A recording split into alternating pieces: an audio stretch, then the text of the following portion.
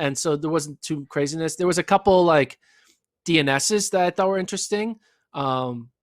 Trey Cunningham of Florida State, one of the top hurdlers in the nation, was a do not start out in the East. And then another big one was NAU's Blaze Farrow in the 10K. Another guy who could have potentially been a scorer for NAU was a DNS as well. So two people that we thought would be in the mix to score, to be top 8, top 5 in the, in the hurdles and in the 10K, both DNS. And I guess definitely probably has to do with injuries. I did reach out to Mike Smith and ask, hey, why didn't Blaze run? And his reaction was, man, this sport is so crazy, That was his whatever, I guess it means, crazy things happen.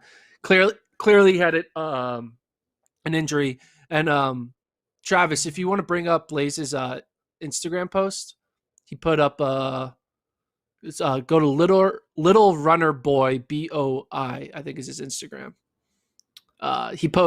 Blaze put up an Instagram kind of talking about dealing with the injury. He wrote, I wish I didn't try to act like running doesn't matter to me. I wish I said running is lame one less time.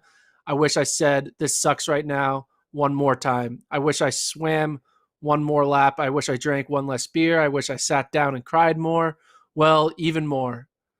I wish I tried to make this thing more important to me rather than acting like it doesn't matter at all. Imagine if I spent 5 years moving forward. Imagine if I spent 5 years admitting how much I cared about this shit. Imagine if I spent 5 months admitting to myself that it's so important to me.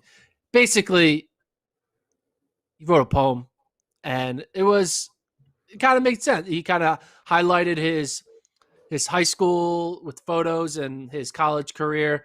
And if you follow Blaze's story, he's been riddled with injuries his entire time running.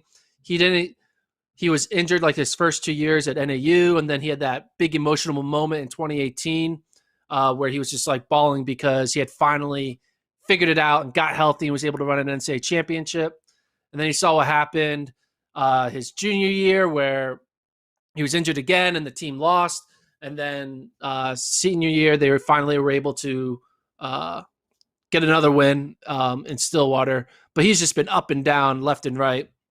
And he ran an incredible 10K, and now he can't go to NCAAs, which is a bummer. But maybe he can figure out a way to get better for the trials. I don't know. You would think if he can't run a 10K now, he's probably not able to run a 10K in 2 or 3 weeks, but we'll see. Anyway, hopefully, maybe he'll come back for a 6th year with the COVID eligibility, but I think Blaze had a strong 5 years, even though it was riddled with injuries. He ended it with a sub 28-minute 10K. It's pretty good. Yeah. Also in the 10,000, who's out on the east side, Danny Kilray, who was 10th in cross country for Notre Dame. He raced but did not advance.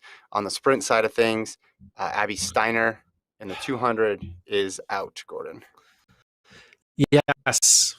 My Abby Steiner is making the Olympic dream that I had. I'm sure she had that dream as well. Isn't going to come to fruition. It made sense looking back on it now because she pulled out of SECs. Mm-hmm. She finishes right outside the top 24. She finishes, 27th, runs 23:59. Clearly, she's not what she was back in March when she won NCAAs in the indoor 200.